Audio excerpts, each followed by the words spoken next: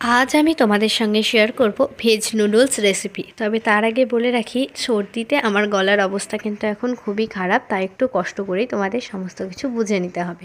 এই রেসিপির জন্য আমি এখানে নিয়ে নিয়েছি নুডলস, সেটাকে ভেঙে নিলাম। একটু মোটা সাইজের নুডলস নিয়েছি, তাহলে কিন্তু গলে যাওয়ার চান্স কম থাকে এবং খেতেও বেশি ভালো হয়। এবার এগুলোকে ফুটন্ত গরম জলের মধ্যে দিয়ে জয়েন হয়েছিল সেগুলো আলাদা করে দিলাম। আর তারপর কিছুক্ষণের জন্য এটা সেদ্ধ হতে দিলাম। অন্যদিকে অন্য একটা কড়াই আমি নিয়ে নিয়েছি কিছু ভেজিস, যেমন ফুলকপি, গাজর, বিনস এবং মটরশুঁটি। এইগুলো দিয়ে এর মধ্যে আমি দিয়ে দেবো অল্প একটু জল, তার সঙ্গে স্বাদ অনুযায়ী নুন এবং অল্প একটু হলুদ। এরপর গ্যাসের ফ্লেমটা মিডিয়ামে রেখে আমি সিদ্ধ হতে দেব। কিছুটা সিদ্ধ হয়ে গেলে এর মধ্যে আমি তখন দেব বাঁধাকপি। তো ভেজিসগুলোকে সিদ্ধ হতে দিয়ে এবার আমি দেখে নিচ্ছি নুডলসটা সেদ্ধ হয়েছে কিনা। হ্যাঁ, নুডলসটা সেদ্ধ হয়ে গেছে। এখন আমি এটা জলটা ঝরিয়ে নেব একটা ঝুড়ির মধ্যে দিয়ে।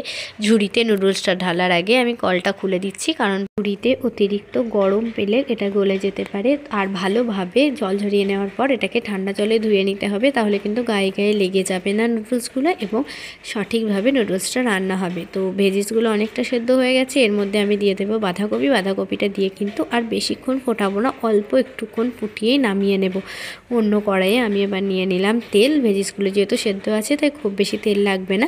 এবার গরম তেলের মধ্যে আমি দিয়ে দিলাম রসুন কুচি, আদা কুচি, কাঁচা লঙ্কা কুচি। সেগুলো ভাজা হলে দিয়ে দেব পেঁয়াজ কুচি।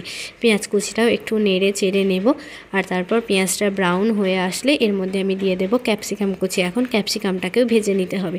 এই নুডলসের মধ্যে যেহেতু কিছুটা সস ও প্যাকেটিং মশলা পড়বে, তাই বাচ্চাদের ক্ষেত্রে এটা না দেওয়াই ভালো। বাচ্চাদের জন্য আলাদা নুডলসের রেসিপি আমার চ্যানেলে আপলোড করা রয়েছে, আমি তার লিঙ্ক ডেসক্রিপশন বক্সে দিয়ে দেবো, তোমরা চাইলে গিয়ে দেখে নিতে পারো। তো এগুলো ভেজে নিয়ে এর মধ্যে আমি এবার দিয়ে দিলাম সেদ্ধ করে রাখা ভেজিস। এবার সেগুলোকেও নেড়ে নিয়ে তার মধ্যে আমি দিয়ে দিলাম ম্যাগি মশলা 1 প্যাকেট, স্বাদ মতো নুন আর অল্প একটু গোলমরিচের গুঁড়ো। আবারও একটু নাড়াচাড়া করে নিয়ে দিয়ে দিলাম এক চিপি মতো সয়া সস আর কিছুটা টমেটো সস। আর তারপর সিদ্ধ করে রাখা নুডলসটা এর মধ্যে দিয়ে দিতে হবে। আর তারপর নাড়তে হবে। নাড়াটা কিন্তু সাবধানে নাড়তে হবে। আমি যেভাবে নাড়ছি শুধুমাত্র ওপরে তুলে ছেড়ে দিতে হবে, তাহলে নুডলসটা খুব ভালো হবে। যাওয়ার এবং গায়ে গায়ে লেগে যাওয়ার কোনো চান্সই থাকবে না।